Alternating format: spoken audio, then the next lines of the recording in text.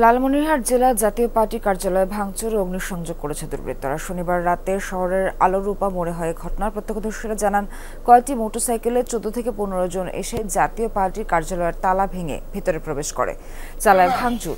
পরে কার্যালয়ে আগুন ধরিয়ে পালিয়ে যায় তারা। স্থানীয়রা গিয়ে আগুন নেভায়, তবে পুড়ে গেছে চেয়ার, টেবিল সহ আসবাবপত্র। ঘটনাস্থল পরিদর্শন করেছে আইনশৃঙ্খলা বাহিনী। জড়িতদের শনাক্তে অভিযান চলছে।